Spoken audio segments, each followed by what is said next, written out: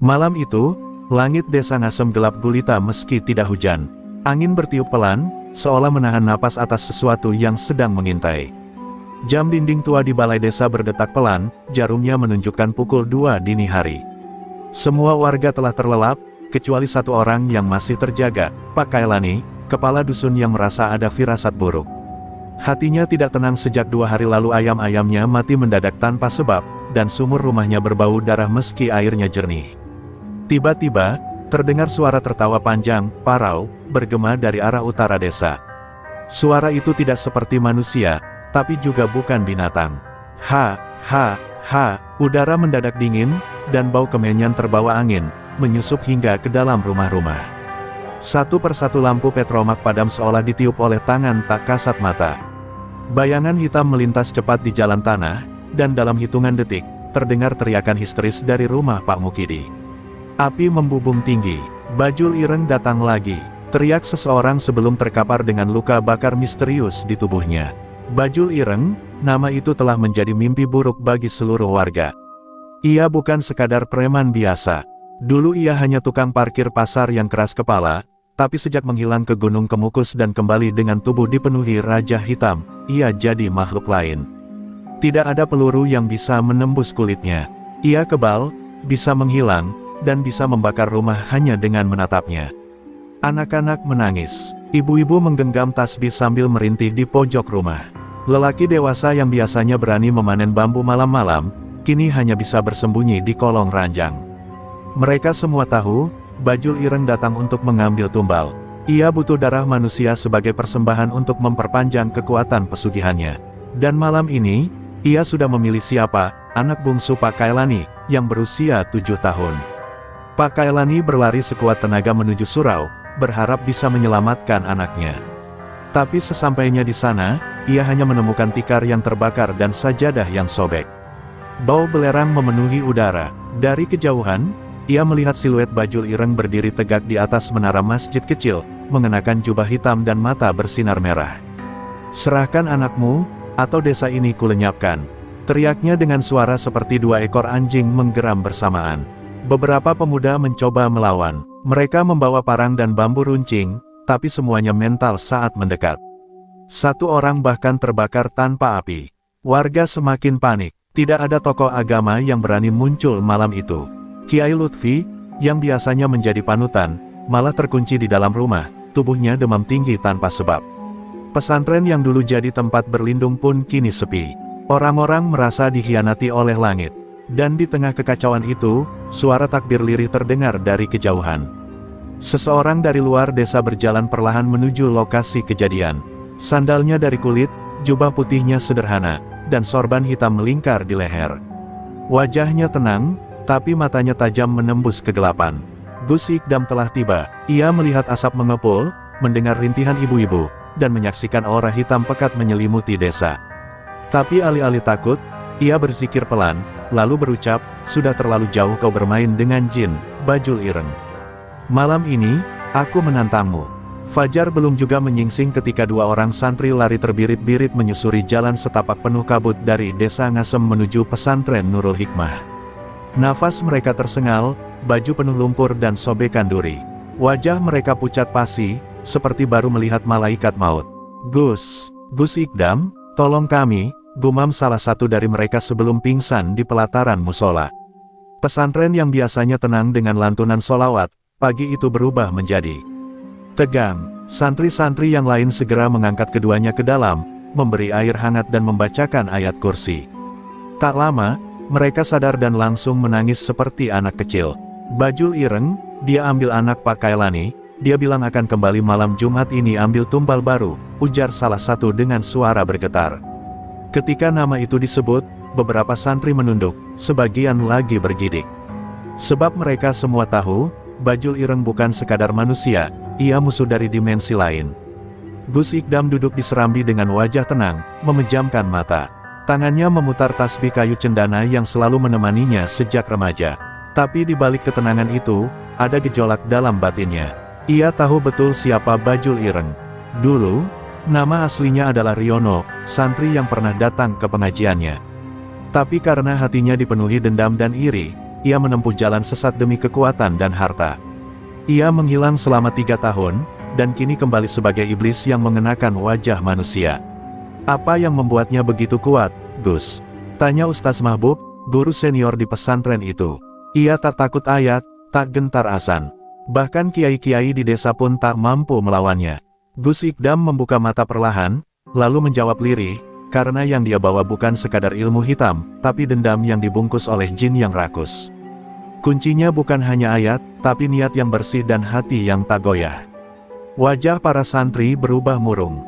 Beberapa dari mereka ingin turun ke desa membantu, tapi Gus Ikdam mengangkat tangan. Kalian belum waktunya, ini bukan medan untuk keberanian nekat, tapi untuk ilmu yang telah matang. Ia bangkit berdiri, lalu masuk ke kamar kecilnya.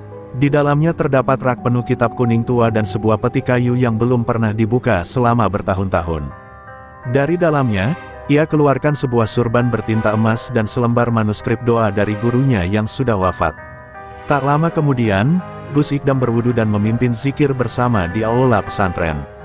Getaran suasana terasa berbeda. Doa-doa yang dilantunkan penuh kehusyukan. Para santri mulai merasakan semangat yang kembali membara. Mereka sadar, mereka tidak sendirian. Setiap kegelapan punya batas, ujar Gus Ikdam setelah zikir. Dan setiap jin, sekuat apapun, tetap makhluk. Kita bukan takut, tapi harus siap. Aku akan turun tangan malam Jumat ini. Tapi bukan untuk membunuh, aku ingin menyelamatkan manusia yang telah dikendalikan oleh jin. Malam pun datang, disambut oleh gemuruh halus dari arah utara. Gus Ikdam bersiap, tapi tidak dengan kemarahan. Ia membawa ilmu, keyakinan, dan hati yang bersih. Dan di kejauhan, dari hutan keramat di balik desa, terdengar suara tertawa Bajul Ireng yang kembali memanggil korban. Tapi kali ini, ia tidak tahu bahwa cahaya sedang berjalan ke arahnya, membawa batas bagi kegelapan yang selama ini tak tertandingi. Malam Jumat pun datang. Udara di desa Ngasem terasa lebih berat dari biasanya. Langit mendung, namun tak menurunkan hujan, seolah langit pun menahan napas, menanti pertarungan yang tak biasa. Di tepi desa, di antara ilalang dan pohon-pohon randu tua, Gus Ikdam berjalan pelan dengan tongkat kayu yang diukir lafaz Asmaul Husna di sepanjang sisinya. Setiap langkahnya menyingkirkan hawa dingin yang menyelimuti bumi. Tapi jejak yang ditinggalkan di tanah tidak biasa, tidak meninggalkan bekas lumpur, melainkan bara kecil yang cepat padam. Ia menelusuri arah datangnya aura hitam yang telah menyesaki desa. Sesekali ia berhenti, menyentuh tanah, lalu membaca ayat kursi dalam hati. Di sebuah persimpangan sunyi, ia menemukan sesuatu, kain kafan yang tergantung di pohon dengan bekas darah mengering di ujungnya. Di bawahnya, terdapat sesajen lengkap dengan kepala ayam hitam dan dupa masih menyala. Ini bukan kerja manusia biasa, ini perjanjian yang belum selesai, gumamnya lirih. Tiba-tiba angin bertiup kencang. Dari balik gelap, muncullah siluet lelaki tinggi berjubah hitam, berdiri di antara pohon jati tua. Wajahnya separuh tertutup, tapi matanya menyala merah darah. Bajul Ireng berdiri diam, namun tanah di sekitarnya merekah dan rerumputan menghitam. Kau akhirnya datang juga, Ikdam, katanya. Suaranya serak seperti dua batang besi yang digesekkan. Kau pikir bisa menghentikan apa yang sudah diberi oleh tuan-tuan dari alam bawah? Gus Ikdam tidak menjawab, ia hanya menatap tajam, lalu menggenggam tasbihnya. Aku tidak datang untuk adu kekuatan. Aku datang untuk mengambil kembali ruh manusia yang kau rebut. Kau bisa bermain dengan jinmu, tapi aku datang membawa namanya. Seketika itu juga, tanah bergetar, dan suara raungan aneh terdengar dari segala arah. Kabut hitam menyelimuti mereka berdua. Bajul Ireng mengangkat tangannya, dan dari balik tanah muncul 5 makhluk hitam besar bertaring, jin penjaga perjanjiannya. Namun Gus Ikdam tetap berdiri tenang. Ia mengangkat tongkatnya tinggi, lalu menghantam tanah perlahan sambil membaca Sahifah Kamilah, sebuah doa kuno yang hanya diajarkan pada santri pilihan. Cahaya keemasan menyembur dari ujung tongkat, membentuk lingkaran pelindung di sekelilingnya. Jin-jin itu meraung keras, terbakar oleh zikir yang mengalir dari bacaan Gus Ikdam. Satu persatu mereka menghilang, terbakar oleh kalimat-kalimat suci yang menggema di udara. Berhenti, Ikdam, aku tidak takut dengan ayat-ayatmu. Aku sudah menyerahkan darahku, jiwaku, dan seluruh kemanusiaanku demi kekuatan ini. Teriak Bajul Ireng, tapi Gus Ikdam mendekat, langkahnya tetap tenang. Justru itu yang akan membinasakanmu. Riono. Kau kehilangan yang paling berharga, rasa takut kepada Tuhan. Dan di saat itu, langit menggelegar, petir menyambar pohon di dekat mereka. Percikan api menyala, dan tanah pecah membentuk retakan. Bajul Ireng terhuyung, matanya membelalak melihat cahaya yang makin mendekat. Untuk pertama kalinya, wajahnya tampak ketakutan. Tapi sebelum ia bisa lari, Gus Ikdam mengangkat tangannya ke langit, lalu menghujamkannya ke tanah sambil berseru, "Ya Kohar, tunjukkan kekuasaanmu pada yang menentang cahayamu." Suara petir membelah malam sekali lagi, dan tubuh Bajul Ireng terdorong ke belakang, menabrak pohon hingga patah. Tapi dari dalam tanah, suara tawa jin masih terdengar, pertanda bahwa pertarungan ini baru saja dimulai. Pohon jati tua yang tumbang akibat benturan tubuh Bajul Ireng masih mengepulkan asap ketika suara tawa menyeramkan menggema dari dalam tanah yang terbelah. Suara itu bukan milik manusia, bukan pula Bajul Ireng, melainkan milik sesuatu yang lebih tua, lebih purba, dan lebih gelap dari kegelapan itu sendiri. Dari retakan bumi yang menganga, muncul kabut hitam kental bercampur bau amis darah. Lalu, perlahan, dari sana merangkak keluar makhluk raksasa bertanduk, bermata satu, dan bertubuh asap pekat. Itulah Syakir, jin utama dalam perjanjian Bajul Ireng. Syakir meraung dan membuat pepohonan di sekitarnya bergoyang keras. Langit seketika berubah merah kelam. Suara azan dari kejauhan seperti tercekik dan terputus. "Manusia, berani kau usik kontrak darah ini?" Suaranya bergema seperti petir yang ditarik dari perut bumi. Bajul Ireng yang tadi terlempar, kini tersenyum licik dari balik reruntuhan pohon. "Sekarang kau tahu, Gus Ikdam, aku tidak sendirian. Dia datang langsung dari Al-Ghaib atas panggilanku. Kau pikir ayat-ayatmu bisa menyentuhnya?" Namun Gus Ikdam tidak mundur. Ia menatap makhluk itu dengan sorot mata yang teguh. Langkahnya maju ke depan, satu persatu, hingga kabut hitam mengitarinya tapi tak menyentuh kulitnya. "Tak ada satu makhluk pun yang lebih kuat dari kalimat tauhid," ujarnya, lalu menggenggam segenggam tanah dari bawah kakinya. Dan melantunkan doa dari surah Sad yang diajarkan khusus oleh gurunya sebelum wafat. Tanah itu ia lemparkan ke arah Syakir, dan seketika tubuh jin itu menggeliat seperti tersiram cairan panas. Syakir meraung kesakitan, tapi belum hancur. Dari dadanya muncul rantai emas yang melilit sosok kecil, jiwa anak Pak Kailani yang dijadikan tumbal. Wajahnya pucat, matanya kosong. Gus Ikdam mengerti, ini bukan lagi sekadar pertarungan fisik, tapi perebutan ruh yang terikat oleh perjanjian gaib. "Kau akan menyerahkan anak itu padaku," ucap Gus Ikdam tenang. Tapi Bajul Ireng menertawakan, "Tidak, ia milikku. Aku menandatangani kontraknya dengan darah dan air mata." Tiba-tiba, langit memercikkan kilat keemasan.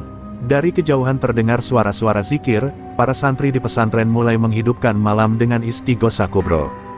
Getarannya sampai ke tanah ngasem. Energi spiritual itu seperti tiupan angin segar ke tubuh Gus Ikdam.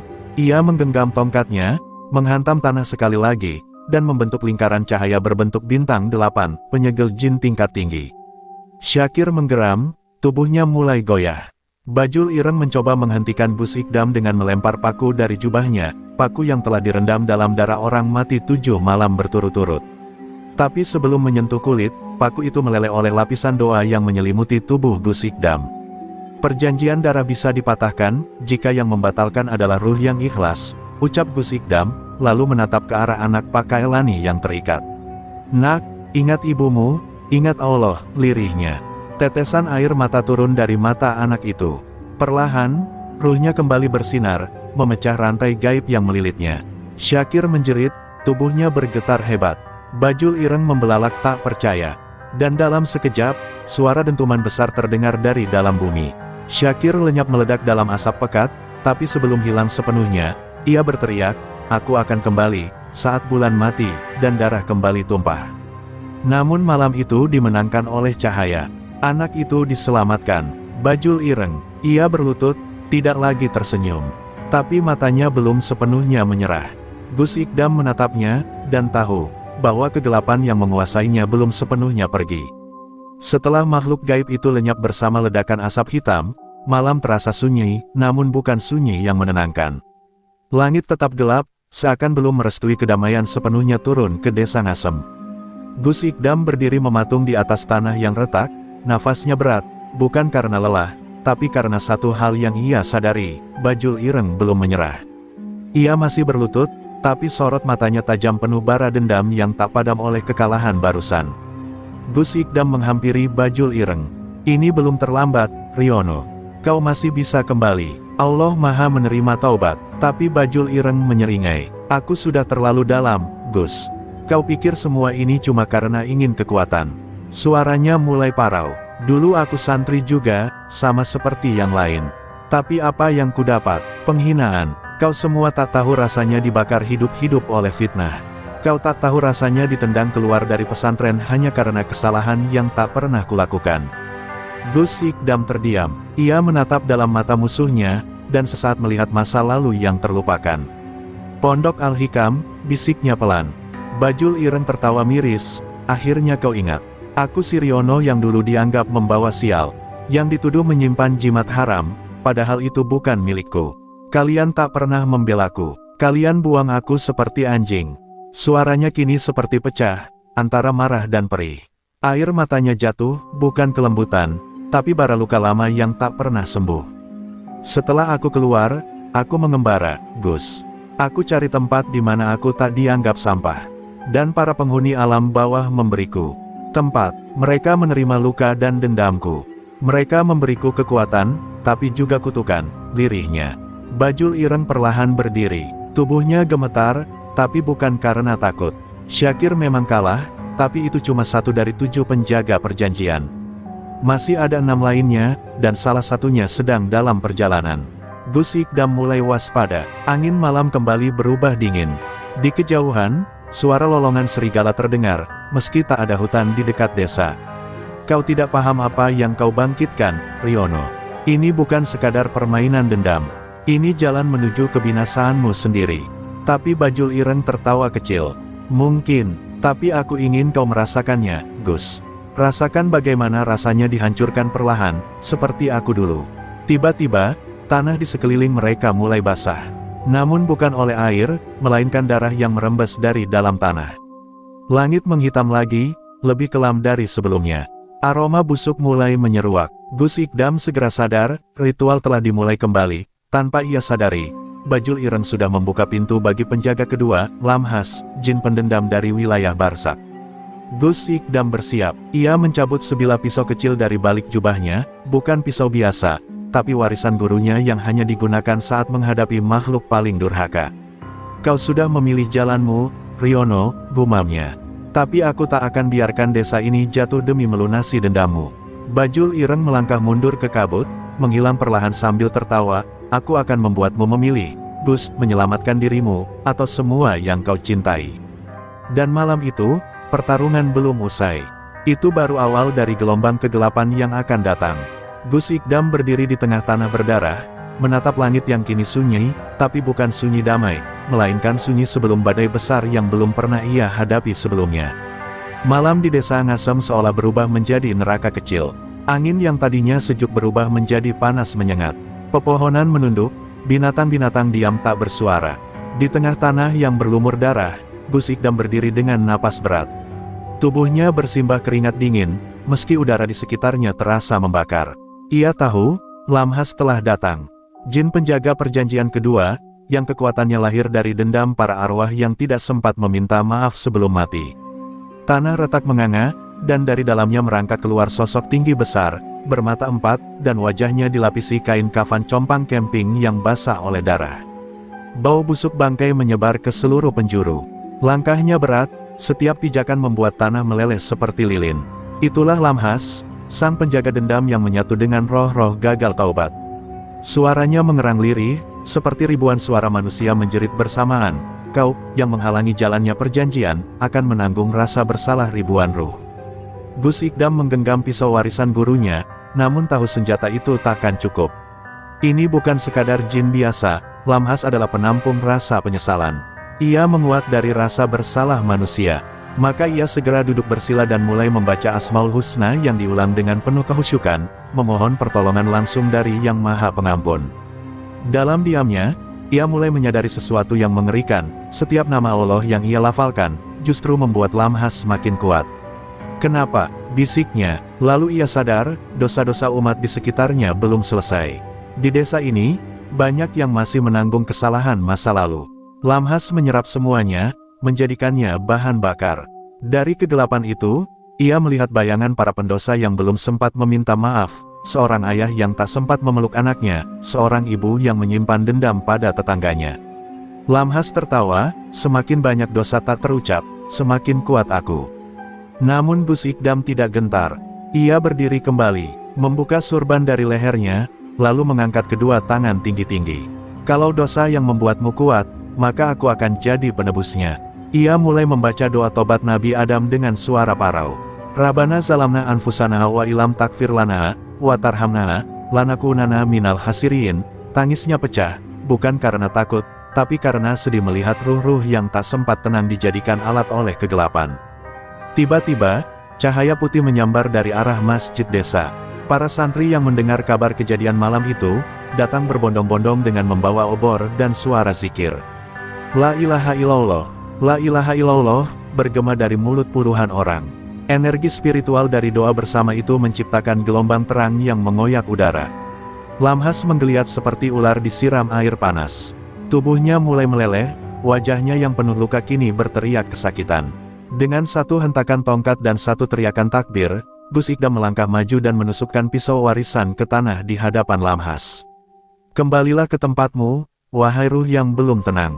Biarkan Allah yang menghakimi mereka, bukan kau. Jeritan Lamhas menggema keras, lalu tubuhnya meledak menjadi kepingan kain kafan yang terbakar. Tanah kembali utuh, udara menjadi tenang, tapi aroma kematian masih tertinggal. Namun di balik pohon, sosok bajul ireng mengawasi dengan mata merah menyala. Mulutnya berbisik pelan, dua sudah tumbang. Tapi yang ketiga, yang paling kau benci, akan segera datang. Jin yang membawa luka dari masa kecilmu sendiri, Gus. Ia pun menghilang dalam bayangan, meninggalkan tanda bahwa malam-malam berikutnya, akan semakin mencekam.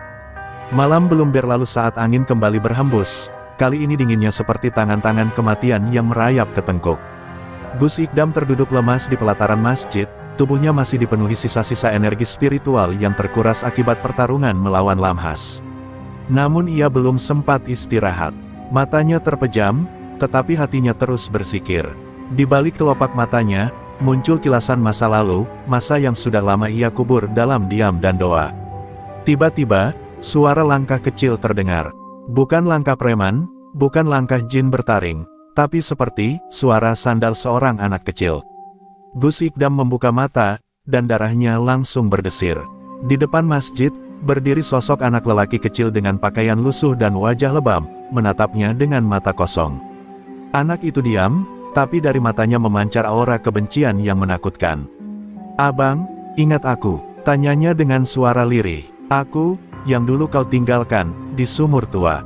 Gus Ikdam terguncang. Mustafa. Bibirnya bergetar menyebut nama itu, nama adik sepupunya yang hilang di masa kecil, yang waktu itu dituduh mencuri dan dipukuli warga sampai nyaris mati. Ia tahu Mustafa tidak bersalah. Tapi ia, Ikdam muda, tak berani membela. Ia hanya diam, berdiri di kerumunan, menunduk dan membiarkan anak itu diseret pergi oleh amarah massa. Sejak saat itu, Mustafa hilang tanpa jejak. Hingga kini ia kembali, bukan sebagai manusia, melainkan sebagai jin dari luka masa kecil. "Aku mati sendirian di sumur, Bang," kata sosok kecil itu. Suaranya mengandung duka dalam-dalam. "Waktu itu aku hanya ingin ikut mengaji, tapi malah dianggap maling. Kau tahu apa yang paling sakit? Bukan pukulan mereka, tapi diam abang, membunuhku pelan-pelan." Cahaya di sekitar anak itu mulai berubah menjadi kelam. Dari tubuhnya muncul asap hitam pekat yang membentuk sayap-sayap tajam. Dari luka di pelipisnya, darah hitam menetes ke tanah. Gus Ikdam tak kuasa menahan tangis. "Mustafa, maafkan aku pengecut, aku berdosa, aku doakan kau setiap malam. Tapi aku tak pernah sangka kau berubah menjadi jin dendam, namun makhluk itu, yang kini tak lagi bisa disebut anak manusia," tertawa lirih. "Doamu tak sampai, Bang. Aku terlalu sakit, terlalu kecewa. Aku jadi pembawa luka, bukan hanya lukaku sendiri, tapi luka semua anak yang dikhianati oleh orang yang seharusnya melindungi mereka." Tiba-tiba tanah di sekitar masjid merekah, dan puluhan bayangan anak-anak bermunculan, semua dengan wajah penuh luka. Mereka menjerit, menangis, memanggil nama-nama yang tak dijawab. Tangisan itu bukan sekadar suara, tapi jeritan rasa sakit yang menusuk ke dalam jiwa. Gus Ikdam hampir roboh, lututnya goyah. Ia bukan sedang melawan jin bertaring. Ia sedang melawan rasa bersalahnya sendiri, yang menjelma menjadi makhluk paling kejam, penyesalan yang diberi nyawa. Namun Gus Ikdam menggenggam tasbihnya erat. Mustafa, dengar aku. Jika aku tak bisa menebus di masa lalu, maka malam ini aku akan menebusnya dengan darahku kalau perlu. Tapi jangan biarkan kau terus menjadi alat kebencian. Jangan biarkan luka itu menghancurkan jiwamu yang suci. Gus Ikdam lalu membaca surat Al-Insan, ayat demi ayat, dengan suara penuh tangis dan penyesalan, seraya menaburkan air mawar ke tanah yang mulai menghitam. Tangisan anak-anak itu perlahan mereda. Sosok Mustafa mulai bergetar, tubuhnya bercahaya samar. Ia memandangi Gus Ikdam dengan mata yang kini tidak lagi merah, tapi sayu, seakan mencari jawaban. Kalau begitu, bimbing aku, Bang, bisiknya. Lalu tubuhnya meleleh menjadi cahaya putih yang menyatu dengan langit subuh yang mulai terang. Semua bayangan anak-anak lenyap, namun satu bisikan tertinggal di telinga Gus Ikdam, Bajul Ireng, kini bersiap memanggil yang keempat, jin dari darah pengkhianatan. Subuh baru saja usai, tetapi langit belum sepenuhnya bersih. Seperti ada tirai hitam tipis yang menggantung di cakrawala. Gus Ikdam duduk termenung di serambi masjid, tubuhnya terasa berat, bukan karena lelah fisik, tetapi beban batin yang kian menumpuk. 3 penjaga perjanjian telah ia hadapi, dan tiap-tiapnya bukan hanya menguji kekuatan spiritualnya, tapi juga menggali luka terdalam dalam hidupnya. Kini, ia tahu, yang keempat akan segera datang, jin dari darah pengkhianatan. Sore itu, kabut turun lebih awal di desa Ngasem. Kabutnya bukan putih dan ringan, tapi kelabu dan terasa lengket seperti darah basi. Di kejauhan, suara lonceng tua berbunyi, padahal tak ada satupun rumah warga yang memiliki lonceng seperti itu. Suara itu membawa memori pahit pada Gus Ikdam. Ia berdiri gemetar. Suara itu berasal dari pesantren lamanya, tempat ia dulu belajar, dan tempat ia dikhianati oleh orang yang paling ia percaya, gurunya sendiri. Namanya Kiai Mahfuz, sosok karismatik yang dahulu diagungkan, namun diam-diam menyeleweng ilmu untuk memanggil jin demi kekuasaan. Gus Ikdam muda pernah memergokinya, lalu mengancam akan melaporkan pada Dewan Kiai. Tapi sebelum sempat bicara, ia dijebak dan difitnah mencuri kitab kuning. Ia diusir dengan aib, dihina santri sepesantren, bahkan keluarganya pun nyaris tak menerima lagi. Luka itu disimpan Gus Ikdam selama bertahun-tahun, hanya untuk sekarang dibangkitkan kembali oleh Bajul Ireng. Tiba-tiba dari kabut muncullah siluet sosok tua berjubah hitam, wajahnya tertutup peci, tapi suara tawanya jelas, suara Kiai Mahfuz. Masih sakit, ya, Ikdam. Luka di fitnah itu memang dalam. Tapi kau harus tahu, darahmu sendiri ikut menandatangani perjanjian ini. Sosok itu menengadahkan tangan, dan dari telapak tangannya mengucur darah hitam pekat, menetes ke tanah yang langsung membara. Dari kobaran itu, muncul sesosok jin yang mengerikan, tubuhnya terdiri dari tangan-tangan manusia yang saling mencakar, dengan wajah-wajah yang terus-menerus saling meludahi.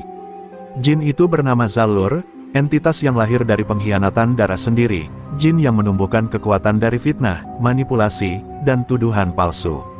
Aku adalah luka yang ditinggal diam. Aku adalah dendam yang ditertawakan banyak orang. Suaranya dalam, seperti ribuan orang memfitnah sekaligus. Gus Ikdam terpaku, hatinya bergetar hebat. Ia tahu, melawan Zalur bukan dengan ilmu, tapi dengan maaf, dan itulah ujian terberatnya. Gus Ikdam mengangkat kedua tangannya, mencoba melafalkan doa, namun tangannya gemetar. Gambar wajah-wajah para santri yang pernah mencaci maki, wajah ibunya yang menolak menatap matanya saat ia diusir, semuanya muncul di benaknya. Suara tawa Kiai Mahfuz bergema, bagaimana kau bisa melawan jika kau sendiri belum mampu memaafkan? Jin ini adalah bayanganmu sendiri, Gus. Air mata mengalir deras dari pipi Gus Ikdam. Ia bersujud dalam-dalam. Ya Allah, aku benci mereka, aku marah, tapi aku tahu, tidak ada obat bagi jiwa selain memaafkan. Jika dendam ini harus kubayar dengan nyawaku, maka ambillah, tapi jangan biarkan aku jatuh dalam jalan kegelapan seperti mereka. Dan di saat yang sama, ia menengadahkan wajah dan mengucap dengan penuh kekuatan, aku maafkan mereka, aku maafkan semuanya, ya Allah. Tiba-tiba tubuh Zalur menggeliat, tangan-tangan yang membentuk tubuhnya mulai lepas satu persatu, seolah tercerabut oleh kekuatan yang lebih dalam dari sihir ikhlas. Cahaya kuning keemasan meledak dari tubuh Gus Ikdam, menerangi kabut dan menghancurkan jin Zalur hingga tinggal abu. Kiai Mahfuz berteriak marah, tapi tubuh gaibnya mulai pudar. Kau telah menyentuh kekuatan yang paling kubenci, kekuatan yang tak bisa ditaklukkan oleh kegelapan, kekuatan maaf. Langit di atas desa Ngasem semakin gelap, meski hari belum malam. Awan-awan hitam bergerak lambat seperti ingin menelan mentari. Setelah mengalahkan Zalur dengan kekuatan maaf, Gus Ikdam belum sempat menarik napas panjang. Dari kejauhan, terdengar suara gamelan yang sumbang, diselingi jeritan tangis perempuan. Bau anyir darah dan bunga Kamboja menyelinap ke udara. Itu adalah pertanda, penjaga kelima akan segera bangkit. Makhluk yang tidak pernah mati, karena ia tak pernah hidup sepenuhnya. Warga desa Ngasem mulai merasakan hawa ganjil. Seorang nenek yang biasa menjual tempe mendadak kerasukan dan berteriak, dia bangkit. Dia bangkit dari kubur yang tak bertuan. Orang-orang panik, sebagian bersembunyi, sebagian lain melarikan diri keluar desa. Tapi Gus Ikdam hanya berdiri diam di pelataran masjid, menunggu. Ia tahu, makhluk berikutnya bukan sekadar jin atau ruh penasaran, tapi mayit hidup, sosok yang tubuhnya pernah dikuburkan, namun jiwanya tetap berkeliaran karena perjanjian berdarah. Tak lama kemudian, tanah di pekuburan tua desa itu berguncang. Nisan-nisan retak, dan dari liang paling dalam, muncul sosok menyeramkan, tubuhnya dipenuhi belatung, kepalanya separuh terbakar, dan jantungnya masih berdetak di luar tubuh. Ia adalah sang mayit hidup, penjaga kelima yang pernah menjadi manusia kejam, dihukum mati oleh warga. Namun sebelum nyawanya lepas, ia bersumpah di atas darah, aku akan kembali untuk menagih setiap nyawa yang menyingkirkanku. Perjanjian itu disambut oleh Bajul Ireng, menjadikannya makhluk abadi dalam penderitaan. Saat mayit itu mendekat, tanah di sekelilingnya membusuk. Setiap langkahnya menghidupkan kutukan. Hewan-hewan peliharaan mati seketika, air sumur menjadi darah. Langit di atas desa tak lagi hitam, melainkan merah gelap, seperti isi perut dunia yang terbalik. Gus Ikdam tahu, kali ini bukan doa-doa biasa yang bisa mengusirnya. Karena sang mayit hidup tidak takut mati, karena ia sudah melampaui kematian itu sendiri. Dengan langkah mantap, Gus Ikdam membuka kitab tua yang hanya digunakan dalam keadaan darurat, Kitab Al-Mahfuz, warisan dari gurunya di Yaman.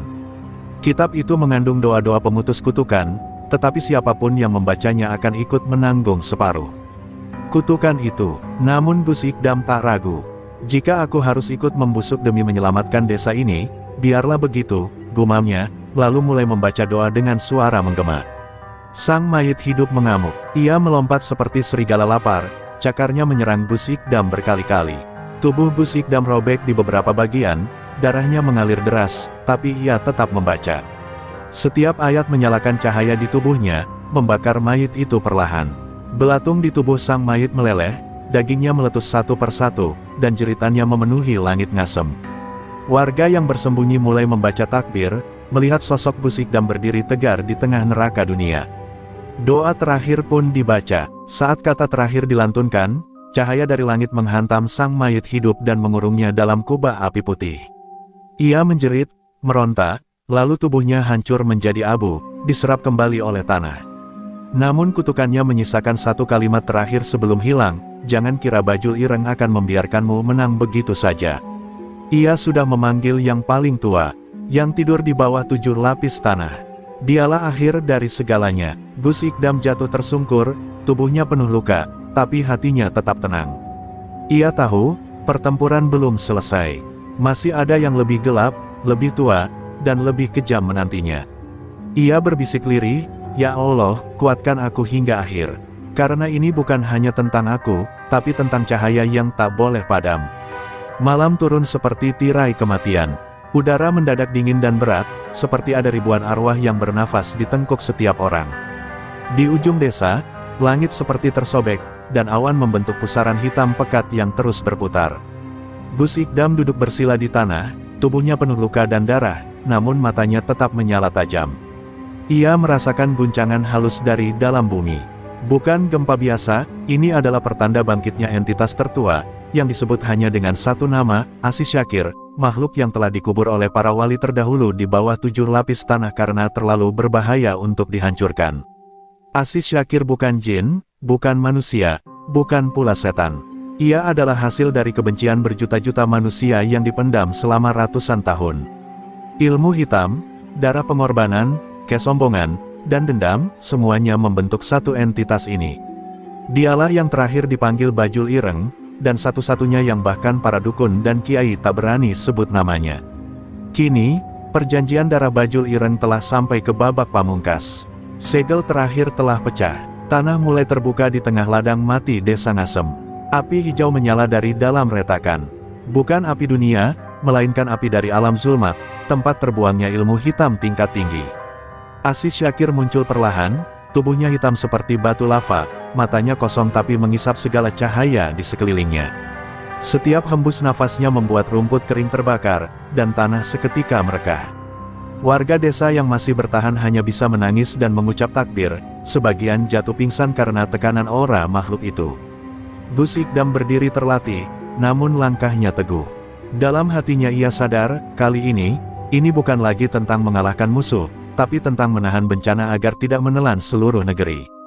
Ia membuka ikat pinggang bertuliskan kaligrafi kuno, warisan dari seorang wali sepuh di Madura. Ikat itu bukan sekadar jimat, di dalamnya tersimpan mantra Lauhul Mahfuz, bacaan rahasia yang hanya boleh dibaca ketika cahaya dan kegelapan bersinggungan tanpa celah. Aziz Syakir menyeringai, suaranya bukan dari mulut, tapi dari tanah, udara, dan langit yang ikut menggema. Kau manusia lemah, ingin menahan aku. Bahkan para wali lebih dahulu membungkamku, bukan menghancurkanku. Siapa kau? Gus Ikdam menjawab lirih, aku bukan siapa-siapa. Aku hanya anak manusia yang tak ingin dunia ini dibakar oleh nafsu manusia lainnya. Ia mulai membaca mantra dari ikat pinggang itu, dan seketika tubuhnya mengeluarkan cahaya keemasan yang tidak menyilaukan, tetapi menenangkan jiwa siapapun yang melihatnya. Pertarungan dahsyat pun dimulai. Setiap langkah Aziz Syakir mengguncang bumi, setiap doa Gus Ikdam memancarkan benteng cahaya yang menahan gelombang gelap dari tubuh monster itu. Benturan keduanya tidak tampak oleh mata manusia biasa, hanya para makhluk halus dan arwah leluhur yang bisa menyaksikan pertempuran antara cahaya sejati melawan kegelapan abadi. Di atas langit, petir-petir menyambar tanpa suara. Waktu seolah terhenti. Gus Ikdam terus membaca, meski darahnya menetes dari telinga dan hidung. Aziz Syakir mulai tercekik oleh lingkaran doa yang melilit tubuhnya. Aku tidak akan kembali ke bawah. Dunia ini milikku, teriaknya. Tapi Gus Ikdam menjawab dengan satu ayat terakhir, lalu menghempaskan tubuhnya ke tanah dan menancapkan telapak tangan ke bumi. Cahaya dari dalam tanah pun menyembur, menarik Aziz Syakir kembali ke perut bumi. Teriakannya menggema sampai ke 7 desa di sekitar Ngasem. Saat segel terakhir tertutup kembali, tubuh Gus Ikdam roboh. Tapi sebelum pingsan, ia melihat sesosok pria berjubah hitam berdiri di kejauhan, tersenyum dingin sambil mengangkat tangan.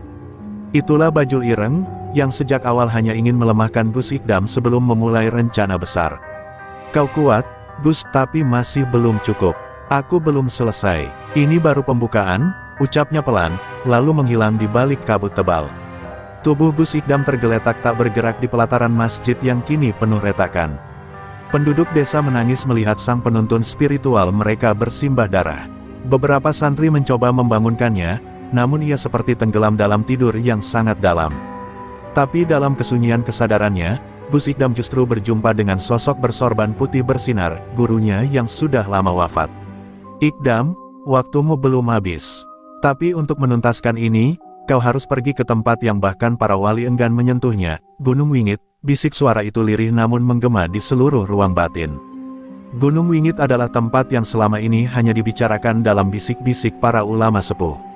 Dikatakan bahwa di puncaknya, terdapat naskah kuno yang mengandung ilmu pemecah perjanjian darah, naskah yang ditulis oleh seorang wali yang terbuang karena pernah bermain-main dengan ilmu lawan takdir. Namun harga untuk menyentuh naskah itu sangat mahal, satu jiwa suci harus dikorbankan. Gus Ikdam sadar, tak ada waktu untuk menimbang. Jika Bajul Ireng dibiarkan bebas, bukan hanya desa Ngasem yang akan luluh lantak, tapi seluruh negeri bisa terjerat dalam kekuatan hitam yang tak bisa ditarik kembali. 2 hari kemudian, setelah memulihkan sebagian kecil tenaganya dengan zikir dan air dari sumur wali, Gus Ikdam memulai perjalanannya. Gunung Wingit berdiri seperti raksasa tua yang tertidur, diselimuti kabut yang tak pernah pergi, bahkan di siang hari. Setiap langkah mendaki gunung itu seperti menembus lapisan-lapisan keheningan yang memekakkan. Tidak ada burung, tidak ada suara daun bergesek. Bahkan hembusan angin terasa seperti bisikan roh-roh yang tersesat. Di tengah pendakian, Gus Ikdam dikejutkan oleh sosok perempuan tua berpakaian compang camping yang menghadangnya di jalan setapak. Matanya kosong, namun mulutnya bergetar melantunkan syair-syair kuno. Kau ingin melawan Bajul Ireng? Maka bersiaplah, di sini, yang melawan kegelapan akan diuji bukan dengan kekuatan, tapi dengan ketakutan yang paling dalam. Perempuan itu lalu menghilang di telan kabut, menyisakan rasa dingin yang menembus hingga tulang. Malam turun dengan cepat. Gus Ikdam memutuskan bermalam di bawah batu besar, namun ketika ia memejamkan mata, mimpi-mimpi buruk menyerangnya. Ia melihat tubuh-tubuh para penjaga yang telah ia kalahkan, berdiri mengelilinginya sambil menatap tajam, seolah meminta balas. Di tengah mereka, muncul wajah Bajul Ireng, senyum sinisnya membuat darah membeku. Tapi sebelum mimpi itu menelannya, suara zikir di hatinya membuyarkan semua. Ia terbangun dengan peluh membasahi tubuh. Akhirnya, ia sampai di puncak. Sebuah gubuk kecil berdiri di tengah lingkaran batu bertuliskan huruf-huruf Arab kuno. Di dalam gubuk itu, tersimpan sebuah naskah lusuh dengan sampul dari kulit kambing hitam. Ketika Gus Ikdam menyentuhnya, suara menggema dari langit, "Kau telah sampai, tapi untuk membaca ini, kau harus memberikan satu nafas terakhir, nafas kehidupan, atau nafas kematian. Pilihlah." Di hadapannya muncul dua benda, segelas air putih dan sebilah pisau kecil. Gus Ikdam terdiam. Setelah menunduk lama, ia mengambil gelas air dan berdoa, "Ya Allah, jika air ini adalah nafas hidup, maka izinkan aku mengorbankan jiwaku agar dunia terselamatkan. Tapi jika ini nafas kematian, maka matikanlah aku dalam keadaan husnul khatimah." Ia meminum air itu perlahan. Cahaya menyala dari tubuhnya. Luka-luka yang belum sembuh mulai membaik, namun tubuhnya menjadi ringan, seolah ruhnya bersiap lepas. Saat itulah, naskah itu terbuka dengan sendirinya, lembar demi lembar menampilkan rahasia terdalam ilmu Bajul Ireng. Di halaman terakhir, tertulis kalimat yang membuat mata Gus Ikdam membelalak. Bajul Ireng bukan hanya manusia, ia adalah wadah. Roh-roh yang kau kalahkan sebelumnya, semuanya kini menyatu dalam dirinya. Untuk mengalahkannya, kau harus menyatu dengan cahaya pertama, Nurul Awal. Gus Ikdam menggenggam naskah itu kuat-kuat, sementara di kejauhan, langit desa Ngasem kembali berubah, pertanda Bajul Ireng mulai membuka gerbang kegelapan terakhir. Langit desa Ngasem menghitam, bukan oleh awan hujan, tapi oleh kabut tebal yang merayap seperti ular dari dalam tanah. Suara gamelan gaib mulai terdengar lirih, seolah berasal dari dasar bumi. Warga desa mulai ketakutan, beberapa jatuh sakit mendadak, sebagian kerasukan tanpa sebab. Anak-anak menangis tanpa henti, dan hewan ternak mendadak mati satu persatu. Di tengah lapangan desa, muncul lingkaran merah darah yang membara seperti bara neraka. Itulah gerbang yang sedang dibuka oleh Bajul Ireng, gerbang kegelapan terakhir, tempat batas antara manusia dan jin akan dihancurkan. Bajul Ireng berdiri di tengah lingkaran itu dengan tubuh yang tak lagi seperti manusia. Matanya merah menyala, kulitnya bersisik hitam, dan di punggungnya tumbuh dua tanduk seperti iblis. Ia melantunkan mantra kuno dengan bahasa yang tak dikenal siapapun, bahkan para dukun tua. Dari balik tanah, muncul arwah-arwah yang dulu pernah dikalahkan Gus Ikdam, Preman Kalijodo, Dukun Lowong Sancang, Jagoan Rawa Rontek, semua kini bangkit kembali dalam bentuk roh hitam, menjadi prajurit abadi Bajul Ireng. Sementara itu, Gus Ikdam melangkah turun dari Gunung Wingit. Tubuhnya tampak lebih kurus, namun di balik sorot matanya terdapat api keyakinan yang tak bisa dipadamkan. Naskah kuno dalam genggamannya terus berdenyut seolah hidup. Di dada Gus Ikdam kini tergurat cahaya berbentuk lafaz, Al-Haq, tanda bahwa ia telah menjadi penyambung Nurul Awal, cahaya pertama yang ditiupkan ke dunia. Tapi waktu terus menipis, setiap detik, kekuatan Bajul Ireng semakin meluas dan melahap kesadaran penduduk desa satu persatu. Sesampainya di desa, Gus Ikdam mendapati keadaan jauh lebih buruk dari yang ia bayangkan. Masjid telah hancur separuhnya, sumur keramat telah mengering, dan para santri yang dahulu gagah kini berteriak-teriak seperti orang gila, terjebak dalam penglihatan gaib yang tak tertahankan. Gus Ikdam menutup mata mereka satu persatu sambil membisikkan doa penenang. Jiwa, tapi ia tahu, itu hanya bisa menunda kehancuran. Yang ia butuhkan adalah menghadapi Bajul Ireng, sekarang juga. Bajul Ireng menyadari kehadiran Gus Ikdam. kau datang juga akhirnya, tapi lihatlah, semuanya sudah terlambat. Ini bukan lagi tentang dendam, ini tentang mengembalikan dunia ke bentuk aslinya, kekacauan. Gus Ikdam menatapnya, bentuk asli dunia adalah keseimbangan. Dan kau adalah luka yang harus disembuhkan, bukan ditinggalkan. Ia lalu menancapkan tongkat kecil berisi naskah ke tanah, dan cahaya dari dalam bumi mulai menyemburat melawan kegelapan yang diciptakan Bajul Ireng. Pertempuran pun dimulai, bukan lagi adu tenaga, tapi adu dimensi. Bajul Ireng memanggil hujan darah dan gempa tanah, sementara Gus Ikdam memanggil cahaya dari langit dan suara doa para wali. Langit terbuka, memperlihatkan cahaya putih bersinar yang tak bisa ditatap langsung. Tapi Bajul Ireng tertawa, itu belum cukup. Kau butuh lebih dari cahaya. Kau butuh pengorbanan. Dan seketika, ia menebas salah satu warga yang mencoba berlari, darahnya diteteskan ke tengah lingkaran neraka. Cahaya yang sempat menang mulai pudar. Bajul Ireng semakin kuat. Gus Ikdam gemetar, bukan karena takut, tapi karena sadar, yang bisa menutup gerbang itu bukan kekuatan luar, tapi pengorbanan dari dalam. Ia melihat ke arah warga yang tersisa, lalu menatap ke arah langit. Ya Rab, jika memang nyawaku menjadi harga penutup gerbang ini, maka ambillah, asal selamatkan mereka. Ia mulai membaca potongan ayat terakhir dalam naskah. Saat kalimat terakhir meluncur dari mulutnya, tubuh Gus Ikdam mulai bercahaya sepenuhnya. Ia melangkah ke tengah lingkaran darah, lalu bersujud. Bajul Ireng tertawa, tapi tawa itu mendadak terhenti. Dari tubuh Gus Ikdam, muncul satu pancaran cahaya yang langsung menelan seluruh gerbang, seluruh pasukan arwah, dan tubuh Bajul Ireng sendiri, mereka menghilang seperti debu tertiup badai. Langit kembali cerah, tapi tubuh Gus Ikdam menghilang.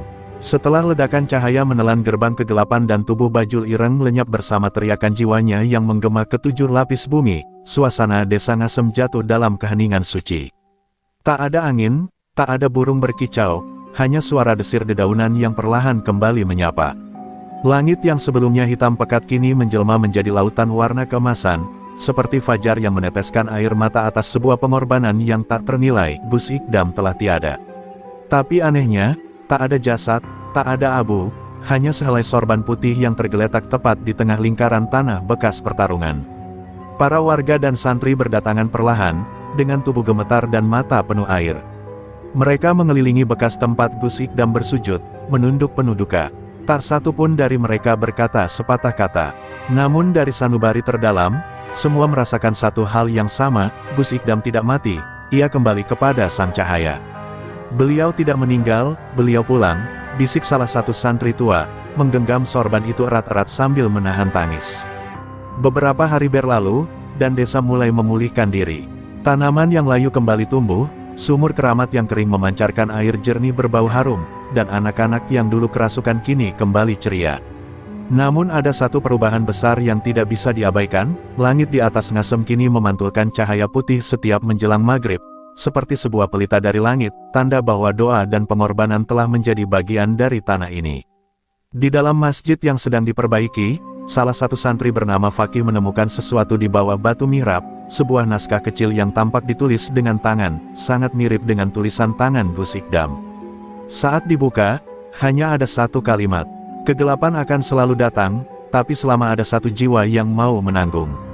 Sakitnya cahaya, dunia tak akan pernah kalah. Fakih menangis membaca kalimat itu, lalu menggantungkan naskah itu di mimbar, sebagai pengingat bahwa perjuangan bukan hanya tentang menang, tetapi tentang memberi harapan. Namun malam itu, Fakih bermimpi. Dalam tidurnya, ia berdiri di tengah hutan wingit, dan di depannya berdiri Gus Ikdam, mengenakan sorban yang bersinar dan jubah putih yang melayang diterpa angin gaib. Fakih, waktu kalian belum habis. Bajul Ireng memang telah dikurung, tapi gerbang antara dunia jin dan manusia kini terbuka sedikit. Akan datang generasi baru, yang harus kalian bimbing. Dan ingat, aku tak pernah benar-benar pergi, ujar Gus Ikdam sebelum menghilang dalam pelukan kabut emas. Keesokan harinya, Fakih langsung mengumpulkan para santri. Mulai hari ini, kita bentuk majelis Nurul Awal. Kita ajarkan ilmu yang diwariskan Gus Ikdam, ilmu hati, bukan hanya bacaan. Kita jaga desa ini, bukan dengan tombak, tapi dengan doa dan keberanian untuk berkorban. Para santri mengangguk, dan satu persatu bersumpah di bawah langit Ngasem yang masih bersinar lembut saat azan berkumandang. Namun jauh di sebuah belantara lain yang tak dikenal peta, seekor ular berkepala dua membuka matanya. Di sisinya, tergolek sebuah keris berkarat yang tiba-tiba berdenyut merah. Seekor burung hitam melintas, lalu bersuara 3 kali. Langit di tempat itu mengguntur, dan suara tawa kecil terdengar dari dalam tanah. Karena di balik kemenangan, selalu ada yang diam-diam menyusun kekalahan. Dan perjuangan Gus Ikdam, mungkin belum benar-benar selesai. Di belantara terpencil, jauh dari peradaban manusia, tanah berguncang perlahan seperti detak jantung makhluk purba yang lama tertidur.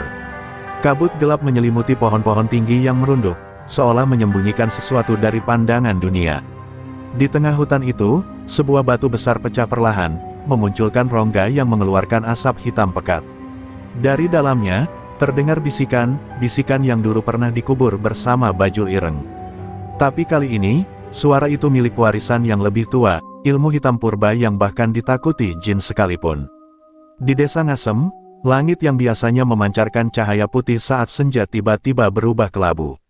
Fakih yang tengah mengajar para santri merasa gelisah. Ia melihat ke arah langit dan merasakan tekanan di dadanya, seperti ada yang sedang mengintip lewat dimensi lain. Ini bukan hanya mimpi buruk, ini peringatan, bisiknya. Malam itu ia kembali bermimpi, dan kali ini, suara Gus Ikdam terdengar lebih serius. Fakih, warisan Bajul Ireng tak sepenuhnya lenyap. Ada pewaris, dan ia, bukan manusia biasa. Sementara itu, di kota kecil di luar Ngasem, seorang remaja bernama Raga ditemukan pingsan di pinggir sungai oleh warga. Tubuhnya dipenuhi luka bakar aneh berbentuk simbol kuno. Ia tak bicara selama 2 hari. Tapi begitu sadar, mata Raga berubah, bercahaya hitam di irisnya. Ia tak tahu siapa dirinya, dari mana asalnya.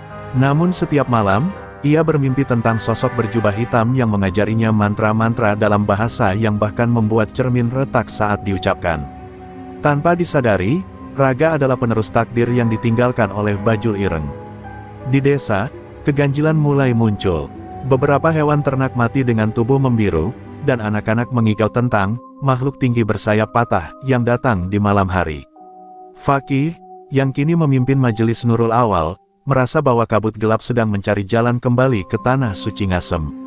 Ia menyusuri hutan, mencoba menemukan petunjuk, dan akhirnya menemukan simbol yang sama dengan yang membakar tubuh Raga, terpahat di sebuah batu nisan tua, bertuliskan, titisan sang bayang. Fakih lalu menemui Ki Malik, seorang penjaga ilmu tua yang hidup mengasingkan diri. Ki Malik membenarkan ketakutannya, Bajul Ireng bukan puncak dari ilmu hitam. Ia hanya penjaga gerbang, yang akan datang, lebih tua, lebih licik, dan bisa memanipulasi kebaikan menjadi alat kehancuran. Ki Malik menatap Fakih dengan serius.